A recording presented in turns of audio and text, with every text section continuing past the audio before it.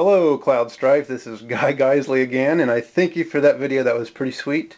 And I have some questions for you. Now, you answered me by saying that how you tell the difference between Christian and the Muslim religion is that the Muslim religion is a man-based religion, and that your religion is a God-based religion. Now, I'm gonna add Hindu in here as well. But you're saying that the Christian is God-based and the Muslim is man-based. But and you say that the Muslims, they only do it for themselves, and that's what makes them man-based. But the Christians, it's God-based because God came down and as the Jesus figure. Now, I don't really accept your answer as only doing it for themselves, and here's why: is because ultimately you want Jesus Christ to save you so you can have an afterlife. So if you weren't thinking for yourself, you wouldn't really care about this afterlife. So you very much do care what ultimately ends up happening to you, just as a Muslim does and just as a Hindu does. So that's not really an acceptable answer, saying that they just care about themselves when all three of you are trying to achieve the same goal. All of you want to have an afterlife, and that is common ground right there, the afterlife. That's what all of you want. That's a common ground.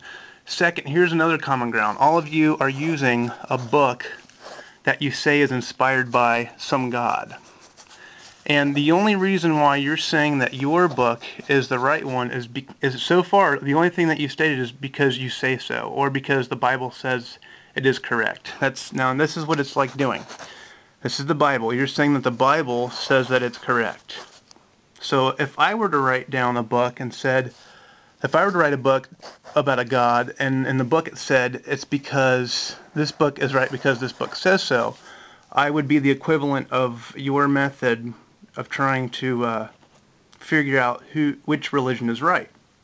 So I very much do see common ground between all three of you. The problem is what concerns me, because I know you're concerned, is that you are not willing to accept other people. There's no compromise. You're saying you're not willing to compromise with Muslims, and you're not willing to compromise with Hindus.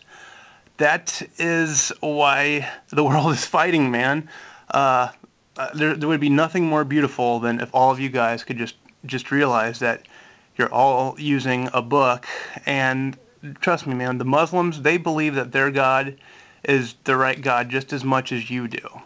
They really do. And they use the same, I mean, they don't have the story where God comes down, but that doesn't validate you anymore. I mean, I can write a religion myself. This is me. I can write a book and say that everything in the Bible was right except for there was a God that created God. And that God says that your God, which is also the correct God, is it's not really his say whether people get into heaven or not. And so how do you validate that? How do I validate that? Well, I just say, because just like you're doing, is because God told me to. Only the God of this God told me to. See, and I noticed that you might have heard the thing called circular reasoning, and I mean, that's really what you're doing here, is you're saying that because the Bible says so, everything is right. And that's you got to really put more effort into discerning whether this one's right over this one. If you're just going to say that this is right, more right than this one because this says so, that's exactly what the Muslims do. That's exactly the same thing. So me as an atheist, I see you doing this, and I see the Muslim doing this, and I see the Hindu doing this.